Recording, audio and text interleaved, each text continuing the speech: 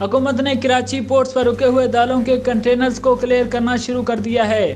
اور پہلے مرحلے میں 7,000 میں سے صرف 2,000 کو چھوڑا گیا ہے، جس سے توقع ہے کہ رمضان کے مہینے میں اجناس کی قلت کا خطرہ ٹل جائے گا اور ان کی قیمتیں کم ہو جائیں گی۔ کراچی بندرگاہ پر پھنسے دالوں کے 7,000 کنٹینرز میں سے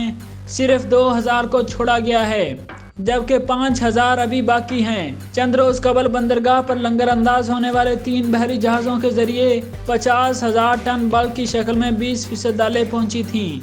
جنہیں فوری طور پر چھوڑ دیا گیا ہے۔ یہاں یہ امر قابل تشویش ہے کہ پہلے کنٹینرز میں درآمد کی گئی دالوں کی کنسائنمنٹس کو بلک کے مقابلے میں تیز رفتاری سے جاری کیوں نہیں کیا جا رہا،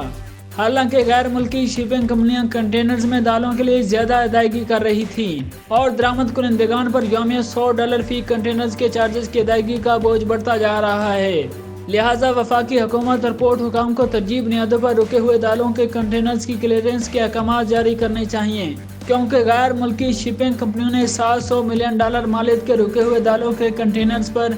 $300 ملین کے ڈیٹینشن چارجز عائد کیے ہیں۔ کنٹینرز میں ذخیرہ شدہ دالوں کی کنسائنمنٹس کے اجراء میں تاخیر سے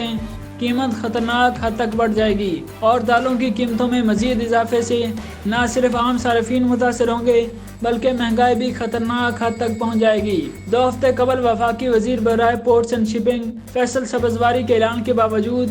وہ دالوں کے رکے ہوئے کنٹینرز پر ڈیمیجز کو دور کرنے کا نوٹیفیکیشن ابھی تک جاری نہیں کر سکے۔